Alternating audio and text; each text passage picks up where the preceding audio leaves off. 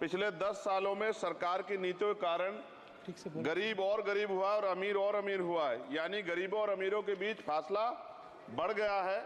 सारे देश की संपत्ति को चंद अमीरों के हाथ में दे दिया गया है। ये हमारे संविधान की मंशा और समतावादी समाज के लक्ष्य के खिलाफ है। अतः हमारी नीतियां गरीबों के पक्ष में भी होनी चाहिए।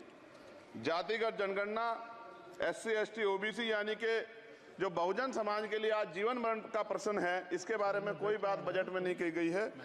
इसके बाद जनसंख्या के अनुपात में बहुजन समाज को सभी क्षेत्रों में हिस्सेदारी मिलनी चाहिए, तभी बाबा साहब अम्बेडकर का जो सपना है समतामूलक समाज का, वो पूरा होगा। महोदय, एक ऐसा विकसित भारत है जिसमें आज भी सफाई कर्मचारी को पक्की नौकरी नहीं मिल रही है और उसको गटर में उतरने के लिए मजबूर किया जा रहा है। उनके लिए कोई अलग से बजट नहीं है। बजट बन सकता है अगर सरकार चाहे। SC ST को जो सब प्लान मिलता था, SPC का जो पैसा मिलता था, वो बजट से हटा दिया गया है। साथ साथ देश के स्तर पे आशा, आंगनबाड़ी, भोजन माता, ग्राम सेवक, PRD जवान, होमगार्डों के मानदेय में बढ़ोतरी नहीं हुई है। ऐसा कुछ भी नहीं दिख रहा है कि उनके जीवन में खुशहाली आ जाए। इनका मानदेय बढ़ना चाहिए। विधवा, वृद्धा, विकलांग पेंशन प्रत्येक महीने 500 रुपए से बढ़ाकर 5000 रुपए की जानी चाहिए, क्योंकि महंगाई बढ़ रही है। देश में प्रधानमंत्री जन कल्याण योजना के तहत SC ST OBC और मुस्लिम को कितने घर दिए गए, इसका कोई आंकड़ा सरकार के पास नहीं है। देश में इसी तरह SC ST OBC के लिए कितने परिवारों को शौचालय की व्यवस्था कराई गई। आज भी सिद्धार्थनगर जैसे जिले और तमाम जिले जो है, वहां शौचालय की व्यवस्था नहीं है। इस पर ध्यान देना चाहिए। देश भर में SC ST OBC के जो रिक्त पद पड़े हुए हैं, बैकलॉग भरना चाहिए। सरकार ने कुछ नहीं कहा।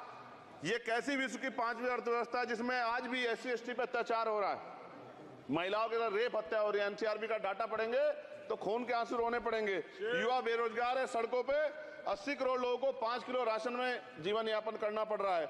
जो बजट SC ST को मिलता है, मेरे दाएं तरफ जो साथी बैठे उनको बुरा लगेगा, कर्नाटक में 14,732 करोड़ रुपए इन्होंने दूसरी योजना में लगा दिए और मध्य प्रदेश में आपने 95 करोड़ रुपए जो है दूसरे बजट में लगा दिए। हमारा जो मिलता है उसको तो मत छीनो भाई।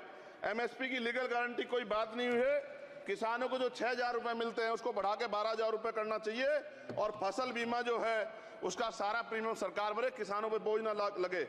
रिजर्वेशन ही प्रमोशन में लागू नहीं किया गया, पुरानी पेंशन को बहाल नहीं किया गया, इस पर चर्चा नहीं हुई। देश में मनरेगा समेत न्यूनतम मजदूरी की दर 700 रुपए होनी चाहिए। समान काम समान वेतन पॉलिसी लागू होनी चाहिए। जो रसोई की चिंता करते हुए 500 रुपए प्रति सिलेंडर से ज्यादा के दाम नहीं होने चाहिए, जो महिलाओं को राहत मिल सके। बिजली के दामों में भी कमी होनी चाहिए। बेरोजगार युवाओं को 5,000 रुपए भत्ता मिलना चाहिए, जो बेरोजगार युवा जो है अपनी पढ़ाई या अपना खर्चा उठा सके।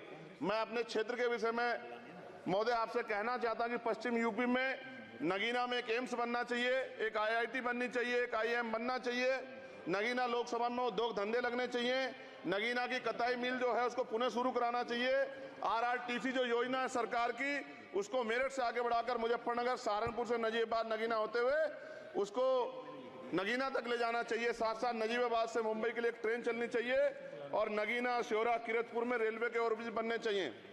सभापति महोदय, सामाजिक न्याय मंत्रालय को 13,000 करोड़ रुपए दिए गए और जनजाति कार्य मंत्रालय को 13,000 करोड़ रुपए दिए, कुल 26,000 करोड़ रुपए, जो कुल बजट 48.20 लाख का लगभग 0.54% है। जबकि हमारी संख्या 25% से ज्यादा SC ST की और बहुजन समाज की मिलाओगे तो 85% से ज्यादा है। और हमारे विकास के लिए सरकार 1% बजट 1% पैसा खर्च कर रही है, जो मिलना हमें चाहिए, जबकि मिलना हमें 25% चाहिए। ये ऊंट के मुंह में जीरा के समान है, कहावत हमने बहुत दिन सुनी थी। पिछले लंबे समय से हमारे साथ धोखा हो रहा है, लेकिन अब ये नहीं चलेगा। चंद लोगों की तराजू से देश के संसाधन नहीं बटेंगे। इस देश का बहुजन समाज बर्दाश्त नहीं करेगा। संसाधन का बंटवारा संख्या के आधार पे होगा। माननीय काशीराम साहब नारा लगाए थे, ना तो वोट हमारा राज तुम्हारा चलेगा, और आज हम कह रहे हैं ना ही वोट हमारा और नोट तुम्हारा चलेगा। इस बात का भी ध्यान जो है सरकारों को देना पड़ेगा। आपके माध्यम से सरकार से मेरी एक मांग है, सरकार इस योजना का लाभ भी अपने आप ले ले, सरह भी ले ले कि 1 लाख रुपए सालाना बहुजन समाज के अत्यंत गरीब परिवारों को दे। 10 लाख करोड़ रुपए खर्च होंगे, लेकिन इस 1 लाख रुपए की योजना से एक झटके से एक परिवार गरीबी की रेखा से ऊपर आएगा और इनके बच्चों को कुपोषण खत्म होगा, अच्छी शिक्षा मिलेगी, महिलाओं को सम्मानजनक जीवन मिलेगा और इससे वास्तव में सबका साथ सबका विकास का नारा सार्थक होगा। अगर प्रश्न ये होगा कहां से आएगा, तो उसका जवाब ये है कि जब अमीरों का 16 लाख करोड़ रुपए माफ हो सकता है, कॉर्पोरेट टैक्स का घटाकर लाखों करोड़ रुपए का चुना सरकारी खजाने को लगाया जा सकता है, पेट्रोल डीजल के दाम 10 गुना एक्साइज ड्यूटी बढ़ाई जा सकती है, तो गरीबों को सरकार पैसा क्यों नहीं दे सकती? महोदय, समय आ गया है, अब निजी क्षेत्रों में आरक्षण की व्यवस्था होनी चाहिए। SC ST OBC को निजी क्षेत्रों में आरक्षण मिलना चाहिए। और मेरी आपसे ये भी मांग है, क्योंकि अब समय की मांग है और देश तेजी से आगे बढ़ रहा है, तो मैं कहूंगा कि सरकार का जो सबका साथ सबका विकास का नारा लगभग वो असत्य महसूस होता है, क्योंकि अल्पसंख्यकों में मुसलमानों, जैनों, सिखों, बुद्धिस्टों के लिए कुछ दिख नहीं रहा, उनकी कल्याण कोई योजना नहीं है। मदरसों को जो बजट मिलता था वो कम कर दिया गया है। आर्थिक तंगी से लोग मर रहे हैं। इंटर्नशिप की बात हुई है, परमानेंट रोजगार नहीं है। और दिल्ली में क्या हुआ बच्चों के साथ कल? उनकी सुरक्षा की जिम्मेदारी क्या है? वो आए तो बनने थे IAS IPS और बन क्या गए? लाशें बन के गए। यहाँ से कोई ध्यान नहीं दे रहा है, किसी की नजर नहीं है। साथ साथ मैं आपसे ये भी आग्रह करूंगा कि हम ग्रामीण क्षेत्रों से आए लोग देश से बड़ा प्रेम करते हैं और हम ये महसूस करते हैं कि सरकारें हमें सुनेंगी, सरकारें हमारे बारे में सोचेंगी। लेकिन ऐसा महसूस हो जाता है आज़ादी के 75 साल बाद, और जिसको अमृत काल कहा जा रहा है, आज भी SC ST OBC के लोगों पर अत्याचार हो रहा है। अभी 2 दिन पहले गोली से उड़ा दिया गया गाजियाबाद में, और राजस्थान में गर्दन काट दी गई। ये घटनाएं देख के डर लगता है, घर से निकलते हुए भी कि आने घर वापस लौटेंगे नहीं लौटेंगे। तो मेरा सरकार से आग्रह है, अगर आज़ादी के 75 साल बाद भी हमारी हत्या हो रही है, तो हमारी मां को भी दर्द हुआ होगा जब उसने हमें पैदा किया होगा, हमारी बहनों को भी हमारे खोने का दर्द होता होगा। कैसी कानून व्यवस्था है आपकी? सब कुछ है आपके पास, फिर भी जो है महिलाओं पर रेप नहीं रोक पा रहे हो, हत्याएं नहीं रोक पा रहे हो, गरीबों, दलितों, पिछड़ों, किसानों, मजदूरों की जान नहीं बचा पा रहे हो। किसान सुसाइड कर रहा है, नौजवान सुसाइड कर रहा है, और बड़ी बड़ी बातें होती हैं, इधर भी अच्छे लोग हैं, इधर भी अच्छे लोग हैं, लेकिन अच्छाई तब होगी जब जमीन पे भी कुछ काम दिखाई देगा। और जमीन पे महोदय कोई काम दिखाई नहीं दे रहा है। जब कोई योजना की बात आती है तो सरकार हमसे मुंह मोड़ लेती है। आप बताइए, एजुकेशन का बजट कम कर दिया, हेल्थ का बजट कम कर दिया। मैं अपने क्षेत्र में गया तो आप विश्वास कीजिए, डॉक्टर नहीं है, स्कूल में मास्टर नहीं है, और कोई भर्ती ऐसी नहीं जिसका पेपर लीक नहीं होता है।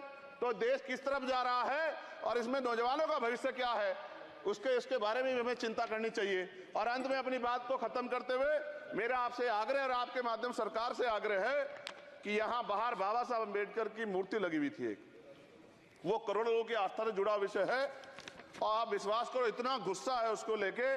मेरी आपके माध्यम से मैं हाथ जोड़ता नहीं हूं, लेकिन मैं हाथ जोड़ के आपसे आग्रह कर रहा हूं कि प्रधानमंत्री जी, सरकार से हमारी आग्रह कि वो अम्बेडकर वादियों के सम्मान का ध्यान रखते हुए, उनके जो है दिल की पीड़ा को समझते हुए, दर्द का ध्यान रखते हुए उस मूर्ति को पुनः स्थापित करा दीजिए। अगर इसमें कोई राजनीतिक कारण अलग बात है, लेकिन मैं कंक्लूड कर रहा हूं। मगर मैं आपसे कहना चाहता हूं, इसमें बहुत गुस्सा है। जिस दिन अम्बेडकर वादी गुस्सा हो जाएगा, वो फिर